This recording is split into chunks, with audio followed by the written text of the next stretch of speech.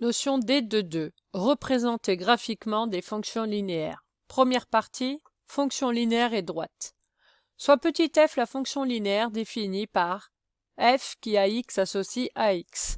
La courbe représentative de la fonction f est la droite passant par deux points, l'origine du repère et le point de coordonnée 1a. Donc, je vous rappelle que les courbes représentatives de fonctions, ce sont vraiment des courbes, et que les fonctions linéaires sont des fonctions particulières dont leur courbe s'appelle une droite. Pour tracer une droite, on n'a besoin que de deux points, donc l'origine du repère et un autre point. Deuxième définition, on dit que cette droite a pour équation y égale à x. A s'appelle le coefficient directeur de la droite. Donc là, il faut faire attention, on va changer de cadre, on passe dans le cadre du graphique. Donc le cadre graphique, on quitte le cadre fonctionnel pour passer sur le cadre du graphique.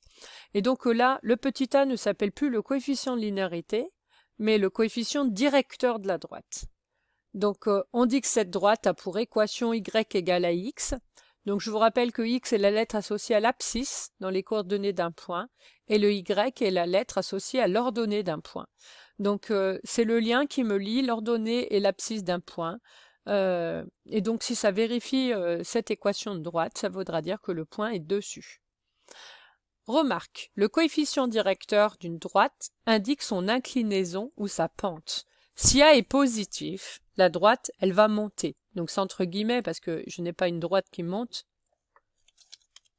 mais elle va vers le haut. Et si le coefficient directeur est négatif, la droite descend. Donc ça, c'est très important pour pouvoir lire le signe d'un coefficient directeur. Donc si je regarde sur mon graphique ici, vous voyez que la droite, elle monte. Donc le coefficient directeur est positif. Deuxième remarque, plus la partie numérique de A est grande, plus la droite est inclinée. Donc il va falloir faire la différence. Donc je vais vous dessiner une droite. Voilà. Donc si le A est presque nul, la droite est presque horizontale. Là, elle est positive, elle monte. C'est toujours positif, elle monte. Elle monte. Là, on est dans le cas où le coefficient directeur va être de plus en plus grand. Donc là, elle est de plus en plus inclinée. Et puis là, c'est le maximum, elle est verticale. Donc c'est plus une droite qui représente une fonction linéaire. Donc là, on va s'arrêter ici. Ça, c'est dans le cas où A est positif. Si A est négatif, donc là, c'est pareil. A est tout petit. Enfin, la partie numérique de A est proche de 0. Donc là, la droite, elle descend, vous voyez, mais un tout petit peu. Donc la partie numérique est petite. Et donc là, la partie numérique est grande. Et on est négatif. Donc on ne peut pas dire que le nombre est grand, puisque le nombre est au contraire très petit.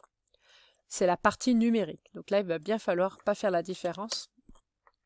Donc sur un dessin, quand des droites sont tracées, vous pouvez repérer le coefficient directeur et lire des valeurs ou simplement trouver des valeurs approchées ou lire simplement le signe. Deuxième partie, représentation graphique.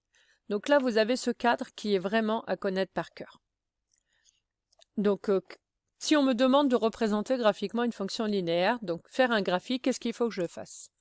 Donc, pour construire la courbe représentative d'une fonction linéaire, il suffit de déterminer les coordonnées d'un point de la droite et relier ce point à l'origine du repère.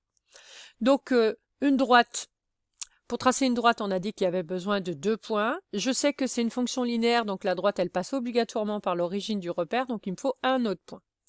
Alors, ensuite, on peut prendre le point de coordonnée 1A, puisqu'on l'a vu dans la première définition qu'il était forcément dessus. Mais en fait, si vous prenez des points qui sont trop proches, puisque là, on a le point d'abscisse 1, par rapport à l'origine du repère dont l'abscisse c'est 0, on a deux points qui sont très proches et la précision de votre droite ne sera pas précise, justement. Donc, plus vous prenez des points éloignés, meilleure sera la précision de votre tracé. Donc, si jamais vous avez des lectures graphiques à faire et que votre droite elle est mal tracée ou pas assez précise, et ben du coup, vous n'allez pas lire les bonnes informations. Donc, il faut mieux prendre les points les plus éloignés possibles. Exemple. Construire la représentation graphique de la fonction qui a f définie par x associe moins 2x. Donc là, il suffit de prendre les coordonnées d'un point. Donc, je cherche l'image d'un point. Donc, je suis dans le cadre fonctionnel. Et ensuite, je vais passer dans le cadre graphique avec des coordonnées de points. Alors, l'image du point, eh ben, je prends ce que je veux. Je peux prendre 1, 2, 3, 4, moins 5, moins 12, moins 36, ce qu'on veut. L'essentiel, c'est qu'il soit facile à placer dans le repère. D'accord? Donc, ici, je vais prendre l'abscisse 3 et je vais chercher l'image de 3. Donc, je remplace. Donc, le x, je l'ai remplacé par 3. Donc, on a moins 2, 3. Donc, on se rappelle que c'est bien un produit. Donc, moins 2 fois 3. Et on obtient du coup, hop là, moins 6. On obtient 3. Donc ça, c'est le calcul d'image. Donc, c'est des fonctions. Moins 3, pas du tout. J'ai inversé. Donc là, j'ai le moins 3, j'ai le 3, je vais y arriver. Et là, on a le moins 6.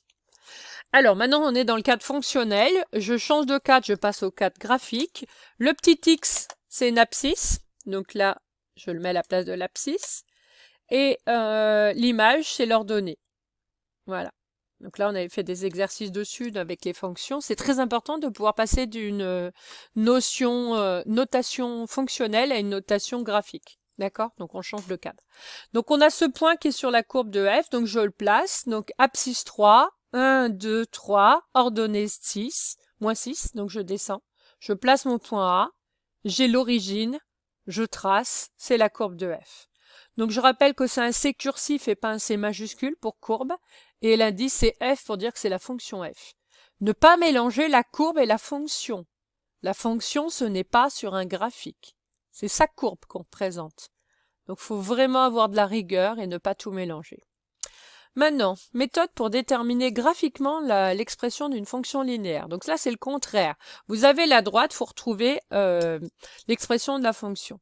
Donc on a vu dans la première partie que le signe que si la droite elle monte ou elle descend, ça peut nous donner une idée sur le signe et que si le coefficient directeur était petit, on avait proche dont la partie numérique est proche de 0, on avait une droite peu pentue, etc. Donc là, on va carrément trouver l'expression.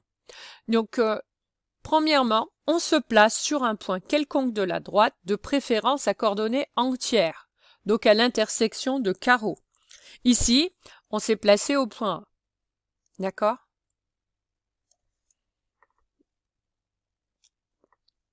Alors ici, là, pour coordonnées x, y, sur mon graphique. D'accord?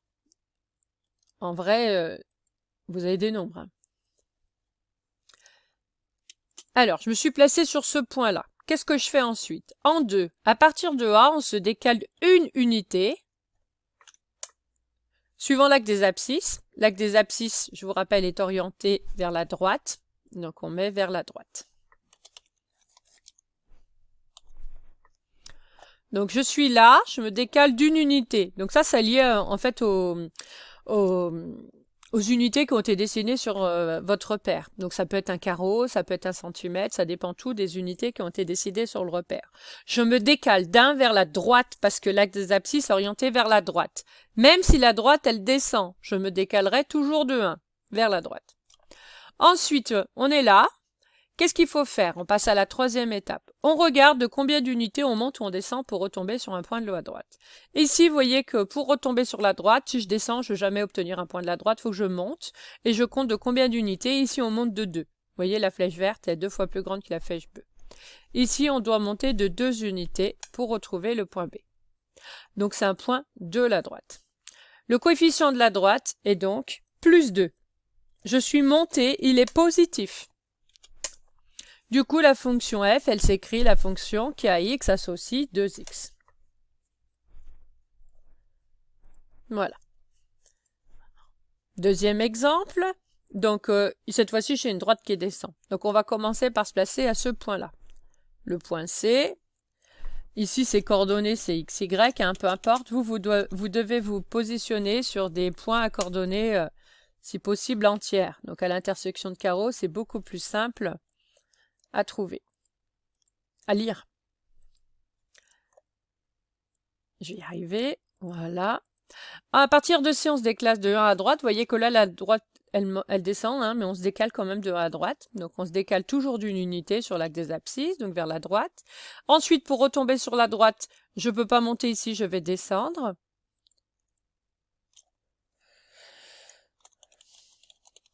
de 2,5 unités pour retomber sur un point de la droite. Du coup, le coefficient directeur, c'est moins 2,5. Il est négatif parce qu'on est descendu. Du coup, l'expression, c'est moins 2,5x.